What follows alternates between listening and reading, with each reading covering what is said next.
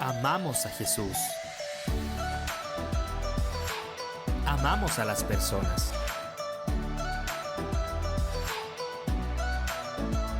Amamos adorar.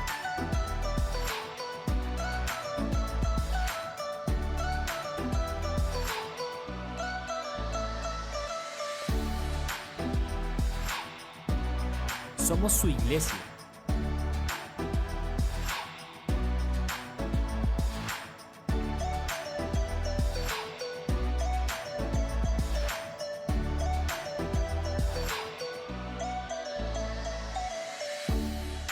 Nuestra casa, el mejor lugar de adoración.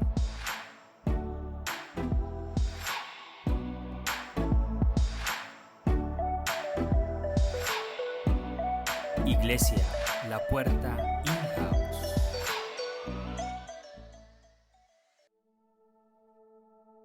Señor, ponemos delante de ti este tiempo. Te entregamos, Señor, este mensaje de hoy, esta palabra, y te pedimos que tu Espíritu Santo, Señor, sea obrando en nuestros corazones. ¿De qué sirve, Señor, decir que somos cristianos o que venimos a la iglesia si no estamos haciendo, Señor, de tu palabra nuestra realidad y nuestra vida? Permite que sea tu Espíritu Santo hoy trayendo convicción a nuestras mentes y a nuestros corazones. Yo te pido, Señor, que tú quites de tu iglesia todo engaño que ha querido posarse sobre ella, que no ha dejado que la luz entre hasta lo más profundo, Señor. Pero contra tu palabra nada puede, Señor, y contra tu Espíritu, Señor, mucho menos. Tu misma palabra dice que las puertas del Hades no prevalecerán sobre tu iglesia. Y tú vienes por una iglesia pura, blanca, sin mancha, es decir, que se prepare para recibirte, Señor. Creemos que vienes pronto, y por eso estamos aquí hoy reunidos como familia, como hermanos, Señor. Entrónate en nuestros corazones y en nuestras mentes, en el nombre de Jesús, amén. Bien, estamos en nuestra serie de este mes que titulamos Libres del Engaño. ¿Se acuerdan? Que tenemos que es un engañador, un adversario. Satanás se llama, y Satanás viene por tu mente.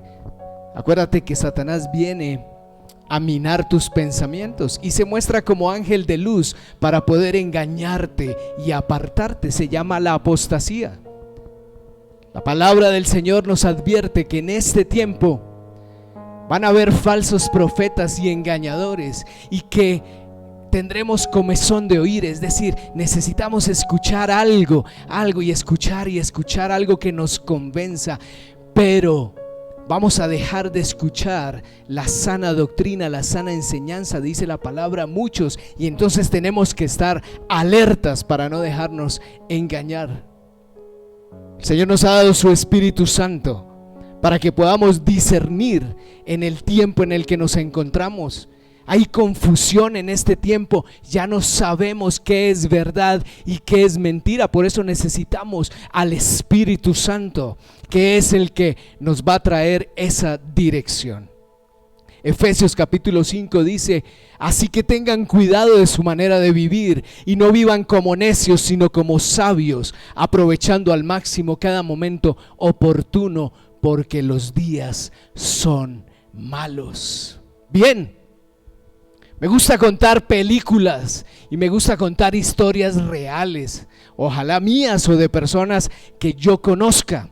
No me gusta mucho la ficción, no me gustan los cuentos por ahí, las historias creadas, me gustan los testimonios reales, y ese es uno de mis recursos favoritos para predicar.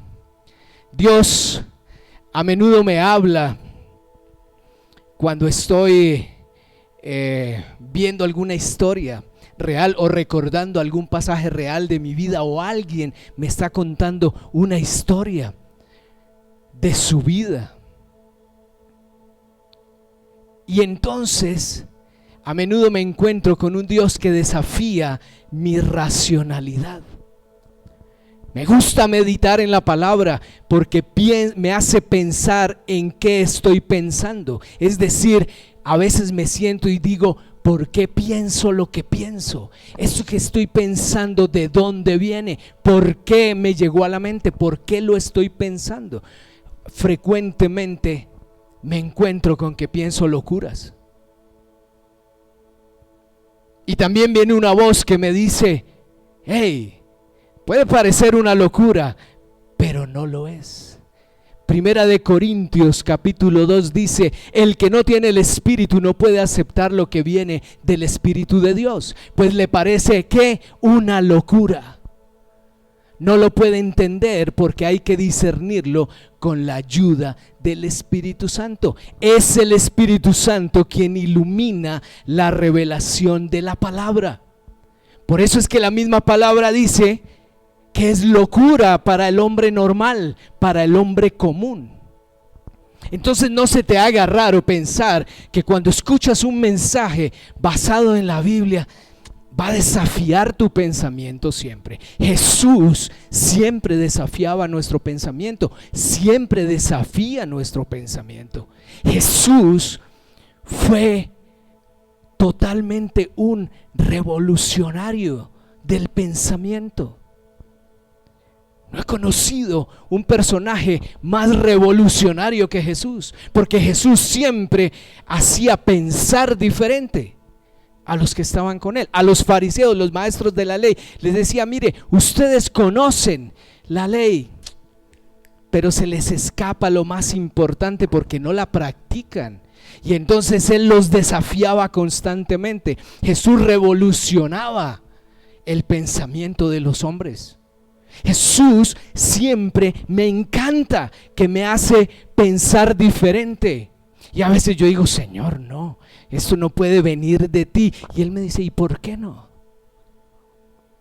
Porque estás lleno de prejuicios tal vez, o estás lleno de información que ha entrado a tu mente, pero no todo lo que entra a tu mente es real o necesariamente verdadero. Por eso Jesús a sí mismo se definió como la verdad. Jesús dijo, yo soy la verdad. Y cuando Él se fue y dejó a sus discípulos, les dijo, me tengo que ir para que mi espíritu, el espíritu de mi Padre, el Espíritu Santo, venga sobre ustedes, porque Él es el que los va a guiar a toda verdad. Y no se extrañen que las verdades del reino de mi Padre, es lo que estaba diciendo Jesús, sean locura para los hombres. Por eso van a necesitar del Espíritu Santo.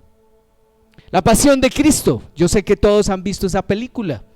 Es una película que tiene una particularidad, y es que puede causar dos efectos totalmente opuestos. El primero es que o no la aceptas, porque dices, no, eso me parece terrible, no me interesa, no puedo creer que eso haya sido una historia así terrible, no puedo creer que ese sea el Hijo de Dios. Y por lo general veo que las personas se resisten o se niegan. ¿Por qué? Porque les parece una locura. O el segundo efecto es que crees en el mensaje del Evangelio y caes rendido ante la revelación de la obra de la cruz. Y es que una historia como la de Jesús realmente es una locura. O dígame usted, si alguien medianamente equilibrado y pensante puede pensar en morir como el peor de los criminales por las mismas personas que lo llevaron a su muerte, eso es una locura. Yo creo que no sería capaz de hacerlo. Tal vez si me dicen, ¿usted sería capaz de morir por su esposa? Yo diría sí. Amén.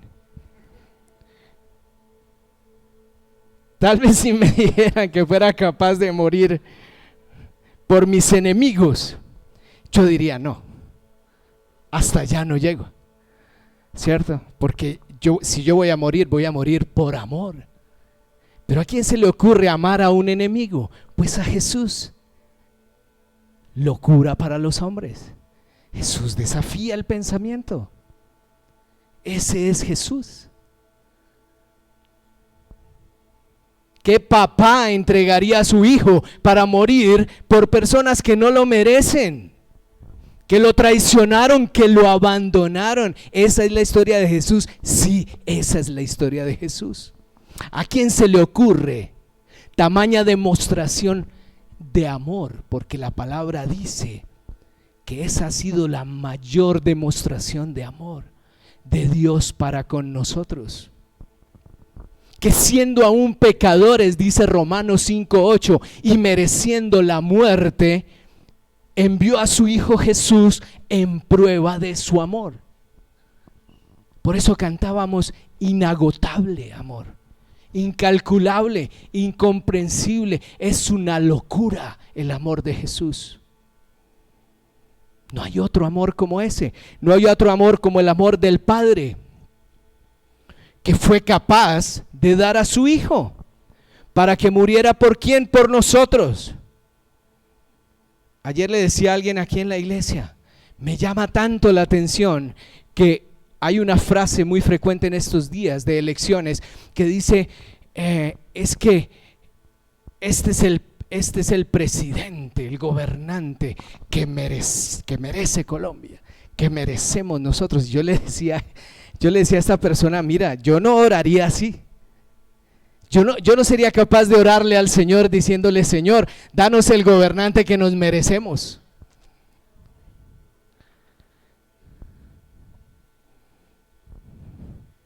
No creo que nos merezcamos mucho, siendo una nación idólatra, una nación que le ha costado trabajo reconocer al Dios verdadero, a Jesús. Una nación que ha sido empañada por el engaño y por la corrupción, pero no la corrupción en las instituciones, la corrupción en el corazón del hombre, porque donde entra la idolatría hay corrupción. Se corrompe el corazón del hombre. ¿Qué merecíamos nosotros? La muerte.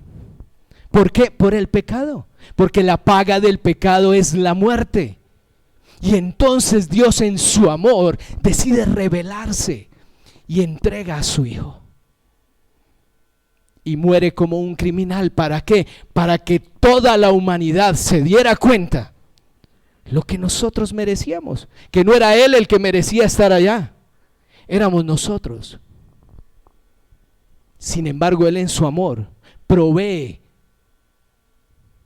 un sacrificio perfecto, único y eterno, y todo aquel que lo acepta y que en Él cree, entonces puede volver otra vez a encontrarse con el amor del Padre. Ese es el mensaje del Evangelio. Locura para los hombres, sí, claro, necesitas del Espíritu de Dios para poderlo aceptar. Por eso cuando recibes a Jesucristo, la promesa es que viene el Espíritu sobre tu vida, para que puedas entender que no lo merecías, que es un amor inmerecido. Un día, en la mesa del comedor de la casa de la que yo llamo mi mamá espiritual, una señora que fue la que me compartió del Evangelio me dijo, Andrés, ¿por qué no recibes a Jesús en tu corazón?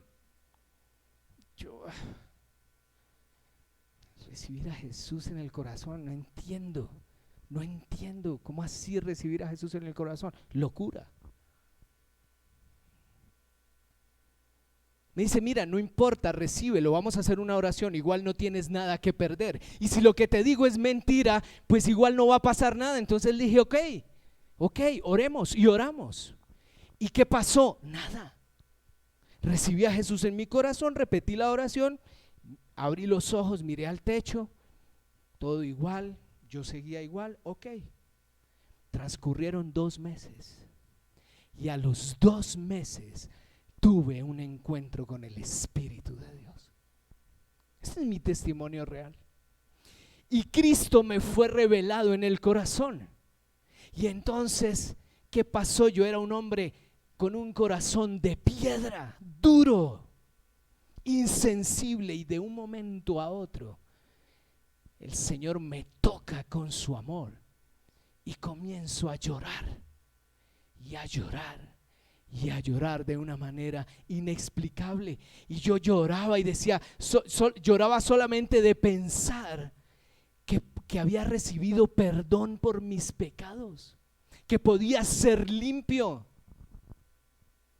porque realmente no lo merecía. No podía entender por qué alguien me iba a amar de esa manera, estando tan sucio como estaba, contaminado, completamente perdido, decepcionado, herido, solo, resentido, rebelde y con deseos de morirme.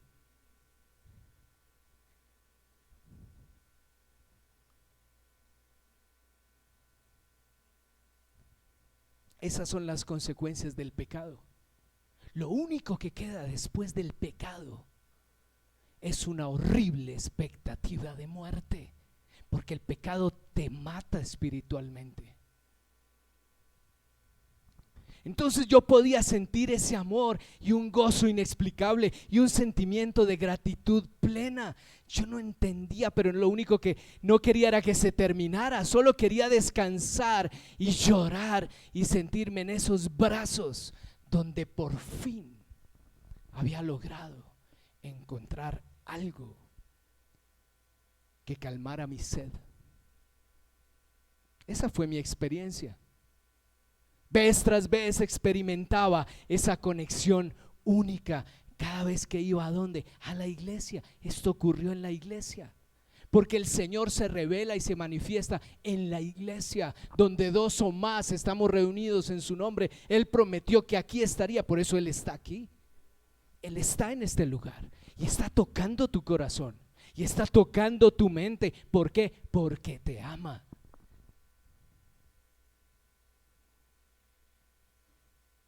El 23 de agosto del año 2000, un predicador dijo: pasen adelante los que quieran entregar su vida al Señor. Y yo salté y fui el primero en pasar allá adelante. Y yo quiero, yo quiero. Me siento tan poco merecedor de este amor que lo único que yo puedo anhelar es entregarte mi vida, Señor. Y allí le dije al Señor, esa fue mi respuesta, le dije: quiero que seas mi Señor y mi Salvador, estoy dispuesto a servirte, le dije al Señor, por el resto de mis días. Cada día que tú me des de vida, voy a servirte hasta el final. Esa fue la respuesta de mi corazón cuando supe que había entrado en terrenos de su gracia inmerecida. La gracia de la salvación, esa es la gracia inmerecida. Yo no merecía que Dios me amara de esa manera. La respuesta de un corazón que realmente es tocado por el Espíritu de Jesús no puede ser otra que esa: decirle: Señor, te entrego todo lo que tengo y lo que soy. Haz conmigo algo que realmente valga la pena. Porque déjame decirte algo: nadie, absolutamente nadie que caiga en los brazos de amor de Jesús va a ser poca cosa. Al contrario, Jesús es el que nos da valor.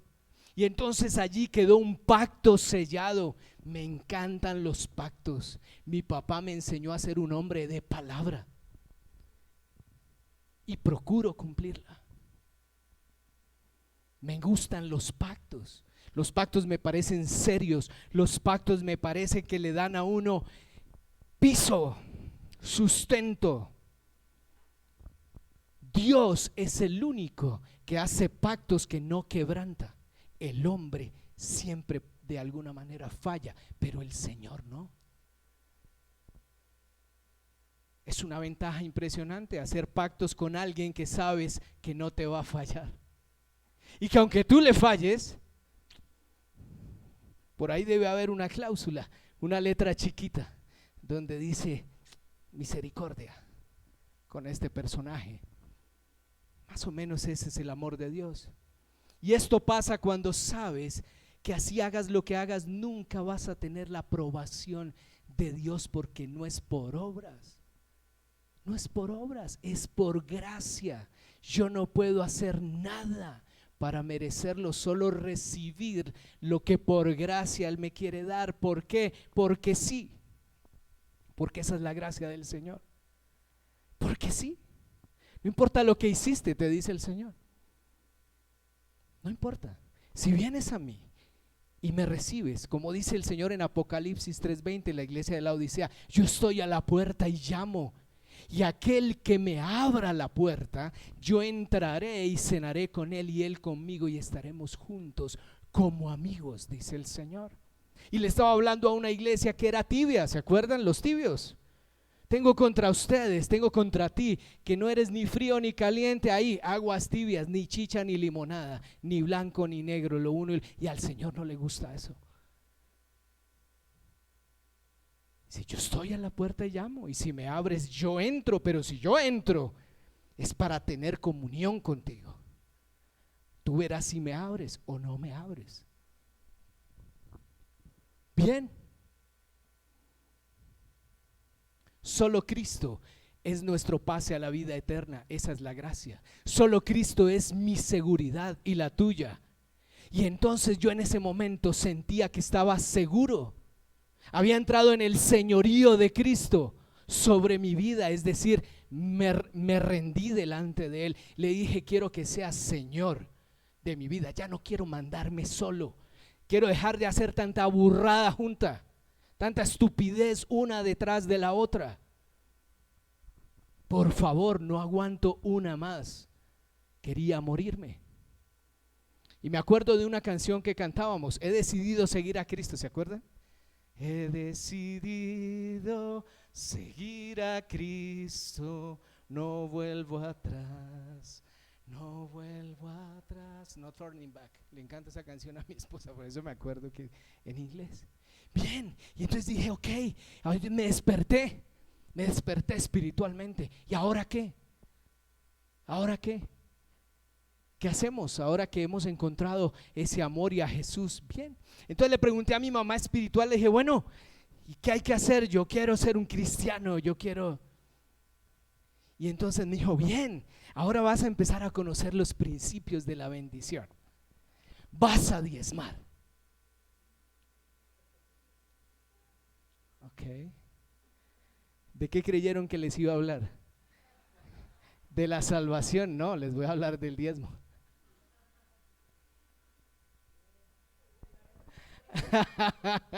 De la bendición. Entonces me dijo ella: el diezmo es un principio fundamental en la vida cristiana. Y yo dije: bueno, ok, listo, hagámosle. Yo no lo pensé.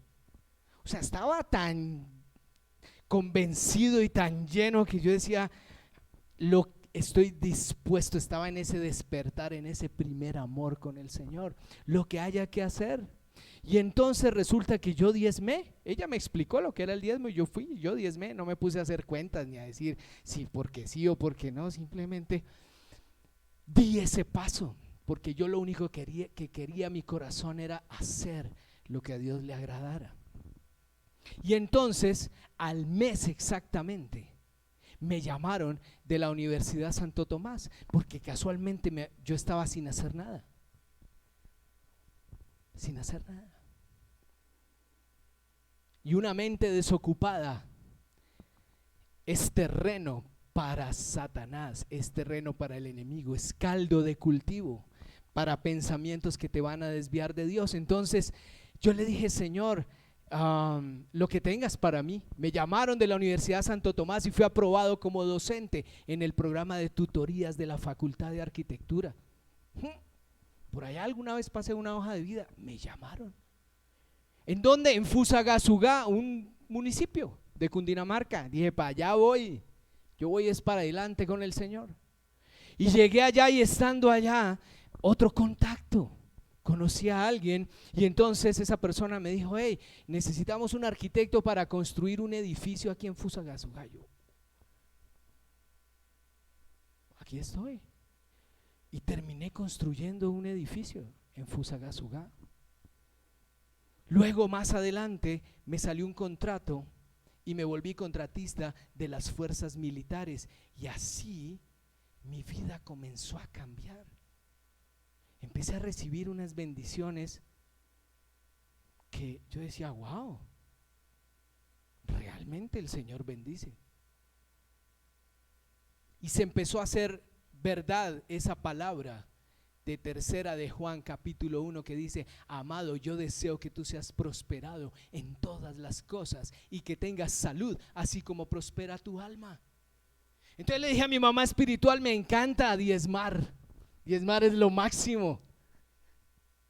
Yo no esperaba nada a cambio, el Señor me bendecía y yo era feliz llevando mi diezmo.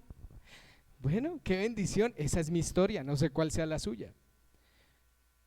Se abrieron los cielos sobre mi vida. Perdón de pecados, salvación y bendición y libertad. Bendición tras bendición. Pero recuerdo nunca haber cuestionado el diezmo. Nunca haber cuestionado el ofrendar, el dar. Tuve una mamá que le encantaba dar y eso le aprendí a mi mamá. Alguien le pedía plata en la calle y ella sacaba sus monedas y ella tenía monedas y ella buscaba el billete. Mamá, dale una moneda. No, ¿para qué? Démosle algo para que le alcance a ese hombre. Tal vez necesita llevar una bolsa de leche a la casa. Wow. Eso le aprendí a mi mamá y a mi esposa. La generosidad. Nunca cuestioné esas cosas. Inclusive tenía cosas de mi pasado, objetos muy valiosos, que dije: los voy a redimir, porque esos objetos pueden tener valor en el mundo, valor monetario, pero no honran al Señor. Tal vez no los había adquirido de una forma muy correcta, o tal vez ortodoxa, o regalos que había recibido que yo sabía que no provenían de un corazón temeroso del Señor. Entonces, ¿qué empecé a hacer? A vender esas cosas. Dije: voy a redimir todo esto que no tiene valor para el Señor. Y lo que me daban, yo ni siquiera preguntaba: mire, aquí tengo esto, ¿cuánto vale? No, eso vale tanto. ¿Cuánto me da? No, la mitad. Listo, hágale. Yo le echaba en un sobre y lo ofrendaba en la iglesia. Redimida. Pero era algo que mi corazón agradecido lo hacía. Yo quería devolverle a alguien todo lo que había recibido, todo ese amor, toda esa gracia que había llegado a mi vida. Yo quería compartirla con alguien. Me puse a cuentas con la gente, empecé a hacer una lista y fui y le decía: oye, perdóname, yo te quedé viendo una platica, mira, aquí está, perdón porque te ofendí, porque te hice daño, perdón. Muchos me perdonaron, otros no sé, tal vez no sé, pero empecé a transformar mi vida. Entonces, mientras yo más caminaba en ese sentido, mi alma prosperaba. Venía paz a mi vida, prosperaba en mi vida, en mi trabajo y aún en mi llamado.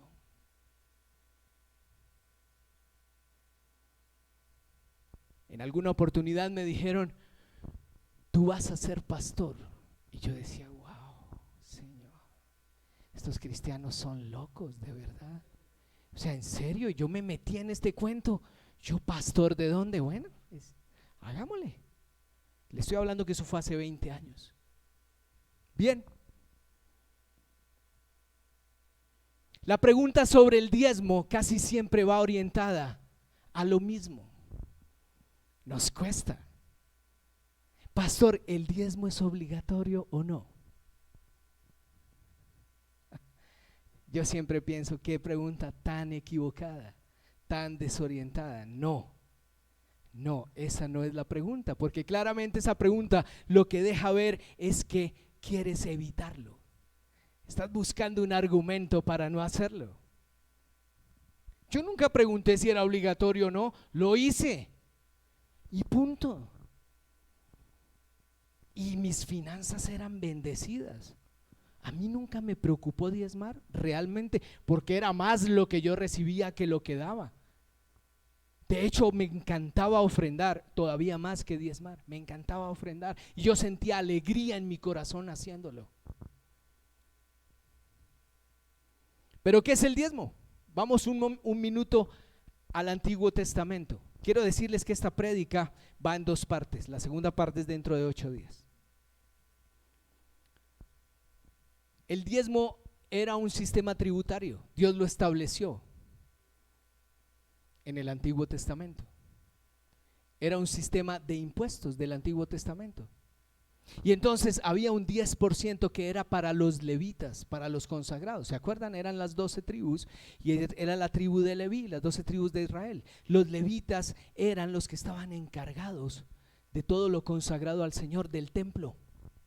Y entonces el Señor a ellos no les asignó tierras, porque eran exclusivamente apartados para las cosas sagradas, para el templo. Y eso tiene una razón, porque fue la única tribu que no se puso de rodillas y adoró e idolatró al becerro de oro cuando lo armaron. ¿Se dan cuenta? Fueron los únicos que no lo adoraron. Y entonces el Señor dijo: estos son los que necesito, estos son los de mi confianza, los llamados. Ojo con eso. Eso tiene que ver con el llamado de Dios. Entonces le dijo a las otras tribus: a ustedes les voy a dar tierras, porque a los levitas no les voy a dar nada. Y esas tierras yo las voy a bendecir, y entonces ustedes van a dar la 10ª parte para sostener a la tribu de Leví, porque ellos no tienen tierras. Ellos se van a encargar de otras cosas conmigo. Yo a ustedes los voy a bendecir, y entre todos ustedes cada uno va a determinar una 10ª parte, y con eso vamos a sustentar, o los van a sustentar a ellos. Interesante. El Señor les dio tierras, y tierras prósperas, y ellos tenían que ayudar entre todos a sostener a los levitas. Pero había otro diezmo que era para el templo, para el mantenimiento del templo. Sí, y había otro diezmo más que se daba cada 3 años, que era para cubrir las necesidades de las personas que estaban ahí. ¿A usted no le parece interesante eso? El diezmo realmente no era el 10%. Si usted hace cuentas, era un poco más del 23%. Nunca he escuchado a alguien que pregunte: pastor, ¿yo puedo diezmar el 23%? Nunca lo he escuchado. Ojalá lo escuchara algún día. No, las preguntas que uno escucha es: pastor, ¿es obligatorio diezmar? Porque no entendemos el concepto del diezmo. Bien, esto era en el Antiguo Testamento como un sistema tributario. Y si pensamos en las razones por las que Dios lo estableció en la ley, pues las mismas permanecen hasta hoy. Hoy siguen existiendo las iglesias como la nuestra. Hoy seguimos existiendo los ministros y los pastores, que la misma palabra dice que somos dignos de un salario y de ser sostenidos. Los que nos dedicamos a la obra. Yo siempre he sido arquitecto de profesión y me he dedicado a otras cosas. Pero ahora que estamos con mi esposa dedicados 100% al pastorado y al liderazgo y a levantar una iglesia, entendemos muy bien de qué se trata esto. Las necesidades siguen estando. Las personas que están en la iglesia a tiempo completo necesitan el apoyo de los que reciben sus bendiciones afuera. Yo veo el mismo principio ahí, revelado. Siguen existiendo necesidades.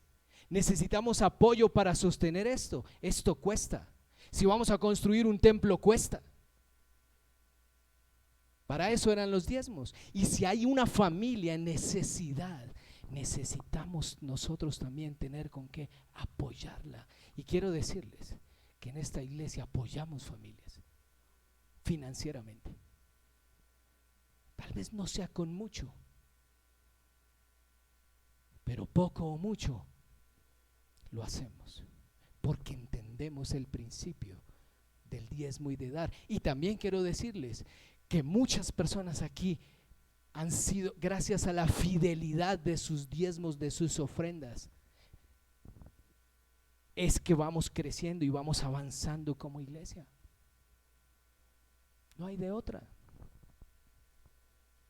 Entonces, continuamos con la Gran Comisión. La Gran Comisión no se acaba. La Gran Comisión no se terminó en el Antiguo Testamento. Al contrario, comenzó en el Nuevo Testamento. Vayan y hagan discípulos, cubran las necesidades de las personas. Esa es la iglesia de Hechos. Prediquen la palabra, reúnanse, compartan, háblenles a otros, llévenles el mensaje, hagan los discípulos y cubran, vean por sus necesidades. Eso cuesta. Entonces, la pregunta del diezmo es si es obligatorio o no, porque la obligatoriedad del diezmo en nuestra sociedad es vista como una declaración de renta. Yo siempre he creído eso. ¿Por qué la gente piensa si es obligatorio o no? Porque pensamos como una obligación. Entonces, al César lo que es del César y al Señor lo que es del Señor. Ok, usted no va a la DIAN a preguntarle, oiga, ¿es obligatorio pagar la declaración de renta? No, le toca o le toca, pero le preocupa el diezmo. ¿Se dan cuenta? A veces vemos el diezmo como una declaración de renta, o sea, estoy obligado o no, y eso lo único que refleja es un interés explícito con el dinero. ¿Por qué? Porque somos una sociedad idólatra y por tanto somos ególatras, somos egoístas. Yo me levanté y de chiquito yo escuchaba personas decir, primero yo, segundo yo y tercero yo. Egoísmo se llama eso. Y muchas veces me dijeron, usted tiene que pensar es en usted. Los demás que miren a ver qué hacen. Pues déjame decirte, así no funciona el reino del Señor. Así no funciona el reino del cielo. Egoísmo. Amor al dinero. Otra razón es la desconfianza ante el manejo de los dineros en las iglesias. Lo tengo claro. Pero no me corresponde a mí juzgar, ni a ti. Nosotros somos una iglesia que tratamos de hacer las cosas lo más transparente y correctas posibles. Quiero que sepan que aquí hay una asamblea constituida. Estamos en proceso de obtener nuestra personería jurídica. Yo tengo una asamblea y hay una junta directiva. Y nosotros como pastores estamos en la obligación de rendirles cuentas a quienes, a nuestra asamblea, que representa a toda la iglesia. ¿Por qué? Porque es a quienes nos debemos. Nosotros presentamos cuentas de en qué debemos presentar informes de en qué se gasta los dineros que entran a esta iglesia. Tenemos una asesora jurídica, tenemos una contadora, pagamos o apoyamos más bien a 3 personas que están aquí administrativamente ayudándonos a sacar esto adelante.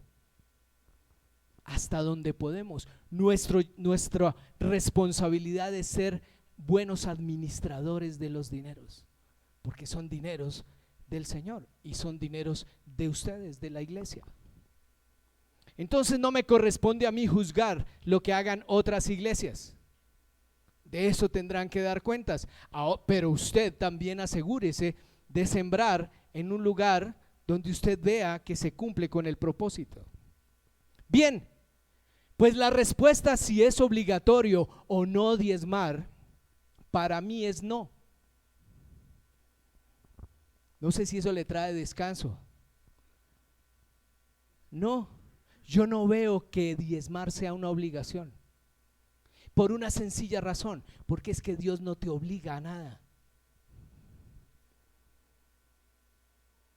Jesús dice: yo toco la puerta y el que me quiere abrir, pues yo entro y ceno con él. Pero si no me quieren abrir, ok, está bien. Jesús no te obliga a que recibas la salvación. Jesús no te obliga a que diezmes. Yo no lo veo como una obligación, aunque en el Antiguo Testamento estaba determinado como un mandato del Señor. Y hasta hoy se mantiene. Ese engaño de creer que el diezmo era en el Antiguo Testamento, pero en el Nuevo ya no, pilas. No es así. El Antiguo Testamento y el Nuevo Testamento son uno solo. El Salmo 119 en el versículo 160 dice: la suma de tu palabra es verdad. El Nuevo Testamento estaba escondido siempre en el Antiguo Testamento, y el Antiguo Testamento en el Nuevo fue revelado. Es completa la obra. No es excluyente. Los principios de Dios no son excluyentes. No lo son. Son principios, y son principios de bendición. ¿Es una obligación? Yo creo que no, porque tendríamos que volver a la ley. Entonces Levítico se nos volvería el pan de cada día, y no creo que ninguno de nosotros pueda cumplir con toda esa palabra. ¿Se dan cuenta? Sin embargo, en el Antiguo Testamento Dios protegió a su pueblo con la ley. Y el espíritu que yo veo en el Señor era que Él quería era mantener su pueblo unido de corazón. La palabra dice que no podemos amar a dos señores al mismo tiempo. O amamos al dinero o amamos al Señor. Por eso el dinero es muy espiritual. El manejo, usted quiere conocer qué tan espiritual es una persona, mire cómo gasta su dinero. Que lo invierte, si da o no da, si es generoso o no es generoso. Tiene que ver con el corazón. Yo lo que veo es que esa es la fidelidad de Dios. Dios quería mantener a sus hijos cerca de su corazón. Cuando cumplían el mandamiento del diezmo eran muy bendecidos, pero cuando no, habrían consecuencias, perdían las bendiciones. Más o menos, si obedecen mis mandamientos, decía el Señor, entonces van a recibir todo esto. Pero si los desobedecen, entonces no van a recibir. Ese era el trato todo el tiempo de Dios con su pueblo. Todo el tiempo. Deuteronomio 10:13 dice: debes obedecer siempre los mandatos y los decretos del Señor que te entrego hoy para tu propio bien. Aquí Dios le estaba hablando al pueblo de Israel a través de Moisés. Y le dice: mira, los cielos más altos y la tierra y todo lo que hay en ella le pertenecen al Señor tu Dios. Principio número 1: todo le pertenece al Señor. Es que el 10% es del Señor. No, el 10% no es del Señor. Todo es del Señor. Todo cuanto existe en su creación, en los cielos y en la tierra, le pertenece al Señor. Yo le pertenezco al Señor. Por eso no me mando solo. Yo soy su preciada posesión, dice Él en su palabra. Somos simplemente administradores. Y entonces continúa aquí la palabra, y ojo a esto, dice: todo le pertenece al Señor, así que cambia la actitud de ¿qué? De tu corazón, y deja de ser terco. Estoy leyendo Deuteronomio. Ese era el mensaje al pueblo. Cambia la actitud de tu corazón. El dar tiene que ver con la actitud de tu corazón. Si se te dificulta dar, hay algo en tu corazón que no está bien delante del Señor, porque no puede ser que después de tanto que hemos recibido de parte de Él tengamos problemas con compartir algo, cuando Jesús se despojó de todo,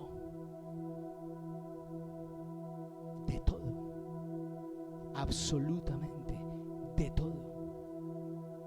El diezmo es un tema del corazón, no es un problema de dinero. Malaquías en el Antiguo Testamento es un libro impresionante. Léalo por favor en esta semana. Malaquías, lea todo el capítulo 3. Voy a estarlo leyendo aquí en estos minutos que me quedan. Después de regresar del destierro de Babilonia, los judíos reconstruyeron el templo. Esto es lo que pasa en Malaquías. Los voy a poner en contexto. Los judíos, el pueblo de Dios, el pueblo de Israel, llegó otra vez a reconstruir el templo y reinstalaron el sacerdocio, es decir, se sintonizaron con el corazón de Dios y todo parecía marchar muy bien. Pero algunas generaciones después dice que se volvieron apáticos en cuanto a su fe, que hasta los sacerdotes se volvieron corruptos y descuidados con sus funciones. Entonces Malaquías se levanta contra una adoración hipócrita. Dice que los sacerdotes se corrompieron, que se negaron a diezmar, a cumplir lo que el Señor les había dicho que cumplieran, y se volvieron hipócritas, dice él. Adoraban pero realmente no estaban rendidos, eso es hipocresía. Se negaron a seguir respetando lo que para Dios es honroso y sagrado. Eso era lo que pasaba en ese tiempo. Y entonces el profeta les advierte sobre las consecuencias de su desobediencia y el desprecio por Dios. Estaban deshonrando al Señor. Se les olvidó. Seguramente estaban más atentos de otras cosas. Entonces me encanta esta parte de Malaquías 3, versículo 6. Y esta parte se llama un llamado al arrepentimiento. Y ojo a esto, les manda a decir el Señor al pueblo de Israel a través de Malaquías: yo soy el Señor y no cambio. Así se llama el mensaje de hoy.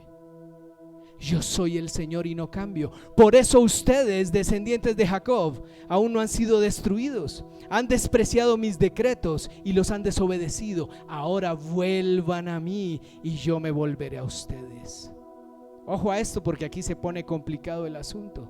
Dice el Señor: me han robado los diezmos y las ofrendas que me corresponden. Y ustedes están bajo maldición porque toda la nación me ha estado estafando. Y me sorprende la respuesta de ellos. Más o menos era como: ¿en qué te hemos robado, Señor? A veces nos parecemos, ¿cierto?, a esos israelitas. Ay, Señor, ¿yo cuándo? ¿Yo cuándo te he deshonrado? No, nunca. Y el Señor les decía: sí, en esto y en esto me han fallado. Miren el contexto. Y entonces el Señor les dice: traigan todos los diezmos al depósito del templo, porque en el templo era donde habitaba su presencia, para que haya suficiente comida en mi casa.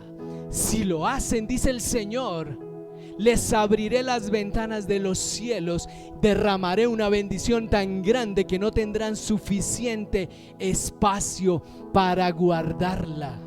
Inténtenlo, dice el Señor, inténtenlo y pónganme a prueba. ¡Wow! Tremendo mensaje a través de Malaquías. Y ahí viene la primer promesa, porque es que el Señor no te va a pedir nada sin respaldarlo con algo. Y luego de eso dice: y entonces te bendeciré con cosechas abundantes, las protegeré de insectos y enfermedades, las uvas no caerán antes de madurar, y los llamarán benditos, porque su tierra será un deleite. Ustedes serán llamados tierra deseable. Tremenda promesa. Pero ¿qué tenían que hacer? Tenían que arrepentirse Tenían que arrepentirse. ¿Qué es arrepentirse? Arrepentirse es me desvié del camino y entonces, ¿cómo se dice? Redirecciono. Vuelvo a la brújula. Se me escapa la palabra, bueno, el Waze. Vuelvo a poner la brújula en el norte magnético de Dios. Arrepentimiento es me desvié, dejé de hacer lo correcto, ahora encuentro el norte y otra vez me sintonizo con el norte y voy hacia adelante. Eso es arrepentirse, reconocer delante del Señor y cambiar. Pero además de arrepentirse por desobedecer, ellos tenían que arrepentirse porque habían hablado mal del Señor. No solamente habían descuidado su responsabilidad, sino hablaron mal de Él. Y el Señor les dice: ustedes además hablaron mal de mí. Y ellos vuelven y le contestan: ay, Señor, ¿cuándo? Nosotros incapaces, así somos. Yo incapaz de hablar mal de ti. Y Él le dice: sí, hablaron mal de mí. Ustedes han dicho, le estoy leyendo el versículo 14, ¿de qué vale servir a Dios? Ojo a estas palabras. Se estaban quejando. Miren lo que estaban diciendo ellos. ¿De qué vale servir a Dios? ¿Qué hemos ganado con obedecer sus mandamientos o demostrarle al Señor que nos sentimos apenados por nuestros pecados? Yo a veces me he identificado con esta palabra. Esta madrugada hablaba con mi esposa sobre esto. A veces me he sentido así y le pido perdón al Señor, porque tal vez sin querer en mi humanidad me he expresado mal de Él. Yo no sé si alguna vez tú le has dicho al Señor: Señor, ¿de qué ha valido tanto que yo he hecho por ti?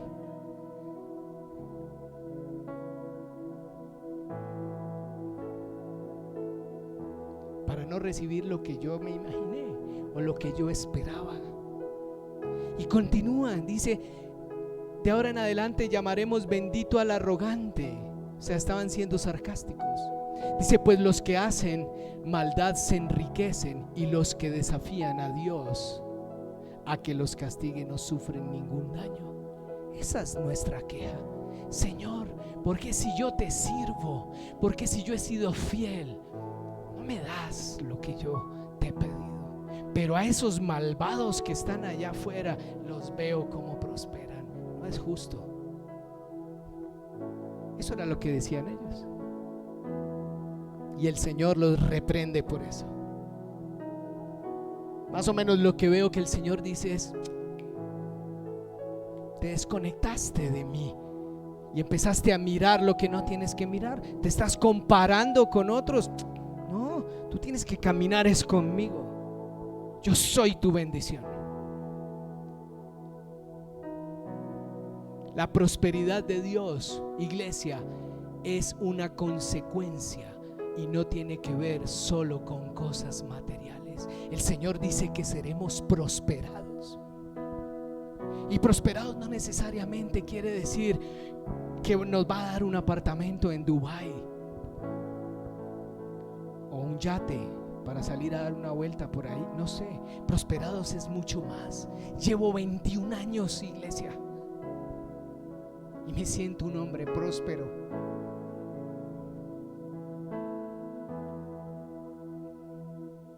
...21 años que no estaban en mis cuentas...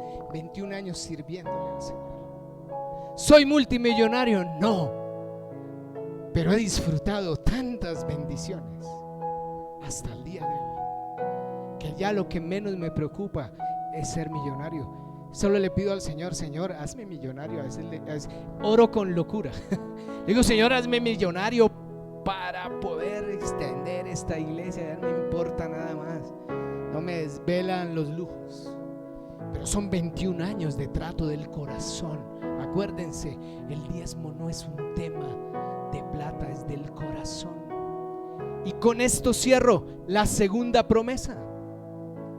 Dice que después de esa reprensión, los que temían al Señor se reunieron y hablaron entre ellos, y el Señor los escuchó. Y dice que en presencia de él escribieron unas memorias para registrar los nombres de los que temían al Señor y siempre pensaban en el honor de su nombre. Cuando tú ofrendas, cuando tú das, cuando tú diezmas, cuando tú obedeces, estás honrando el nombre del Señor. No te vas a quedar pobre. ¿Se acuerdan 3 prédicas antes? El Señor del 90-10. Si Él es tu proveedor, ¿qué te preocupa? Pero es un tema del corazón. Entonces, dice el Señor que a los que honraban su nombre, dice el mismo Señor, ellos serán mi pueblo. Y el día en que yo venga para juzgar, serán mi tesoro especial. Los tendré compasión, así como un padre muestra compasión con su hijo que es obediente. Entonces de nuevo podrán ver la diferencia entre los justos y los perversos, entre los que sirven a Dios y los que no lo hacen. El Señor promete que un día va a venir y va a juzgar y va a decir: ese día los perversos que hicieron plata tal vez con el diablo, porque con el diablo también se hace dinero, pero no me honraron. Hace una clara diferencia, dice: pero los que honraron mi nombre, a esos serán mi tesoro especial. No solamente recibimos recompensas aquí, tenemos una recompensa eterna. Esa es nuestra fe. Al Señor, iglesia, no le interesa cumplir nuestros deseos. No diezmemos por eso, aunque es válido. Jacob lo hizo. Señor, si tú me das esto, entonces yo te diezmo. A veces somos como Jacob. Abraham, ¿qué hizo? Lo contrario. Abraham, sin pensarlo, recuperó el botín de guerra y separó su parte y se la llevó a Melquisedec, que era el sacerdote, porque él sabía de quién había venido su victoria. El diezmo es una forma de honrar. El Señor quiere que entendamos que su voluntad es buena, es agradable y es perfecta para nosotros, y que la aceptemos.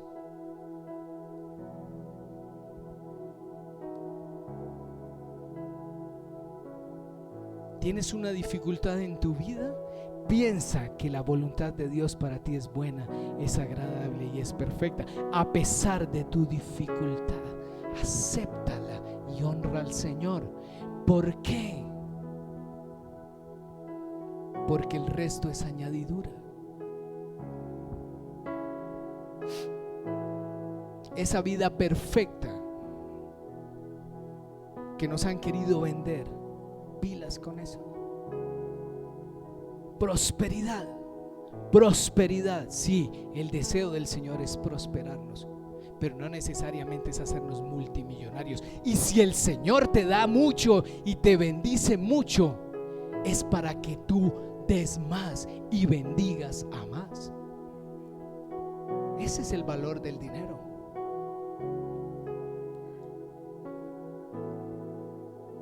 Ya sé cuál es la pregunta que tienen en mente. Y es que hemos hablado solo del Antiguo Testamento, y entonces el Nuevo Testamento. Les voy a dar un adelanto porque de eso voy a hablar en 8 días. El Salmo en Mateo 5 dice Jesús a sus discípulos: no malinterpreten la razón por la cual he venido. No vine para abolir la ley de Moisés o los escritos de los profetas, al contrario, vine para cumplir sus propósitos. En Jesús, en el Nuevo Testamento, se cumplió todo lo que se había dicho en el Antiguo Testamento, pero Él fue claro en decir: ojo, yo no vine a abolir la ley. O sea, los principios de Dios prevalecen. ¿Estamos obligados? No, Dios no te obliga, pero yo sí creo que el diezmar es la respuesta de un corazón que entiende lo que ha recibido por gracia, y que cualquier cosa que dé se queda pequeña Por eso es que el diezmo ya no tiene valor en el sentido del 10%. Antes fue establecido así, en el Nuevo Testamento no. ¿Qué pasa si diezmáramos el 20, el 30, el 50?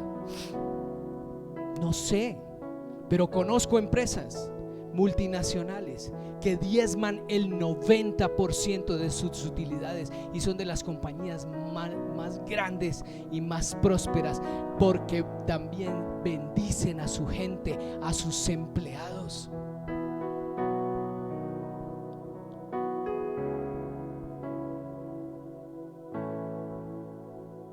Vamos a dejar ahí por hoy.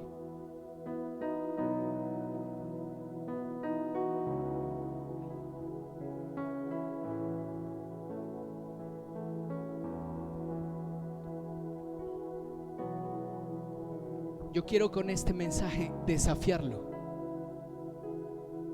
no a que encuentre una excusa o un argumento para no diezmar. Seguramente va a encontrar muchos. No diezme si no quiere, pero revise su corazón frente al Señor. Tal vez usted no ha entendido lo que es la gracia de Dios sobre su vida. ¿Tiene que ver con la salvación?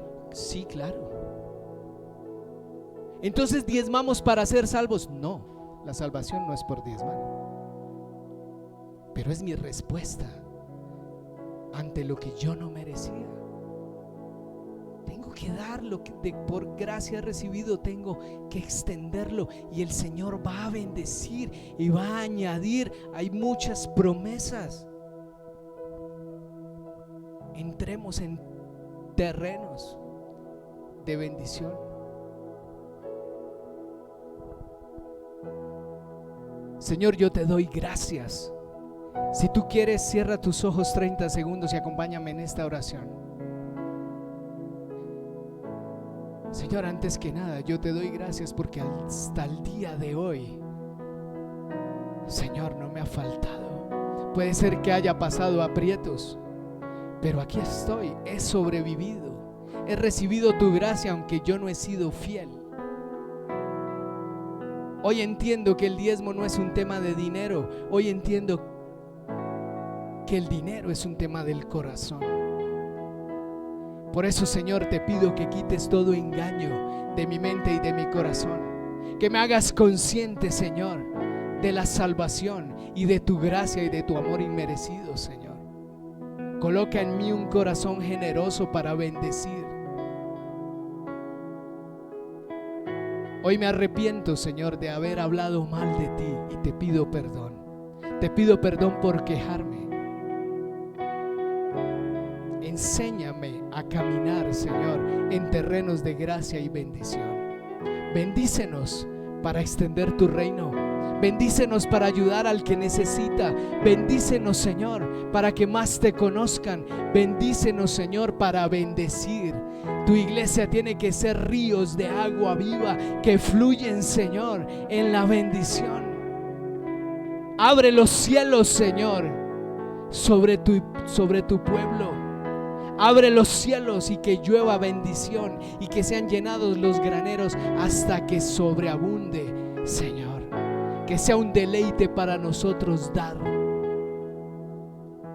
Y si usted no ha recibido a Jesús en su corazón, recíbalo en este momento.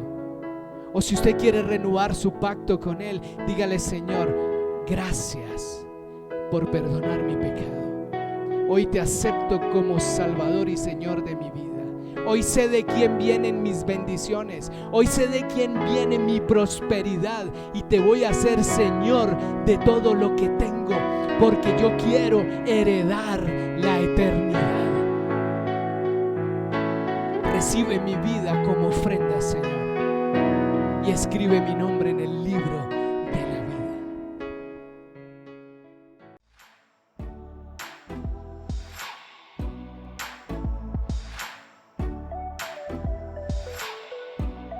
Iglesia, la puerta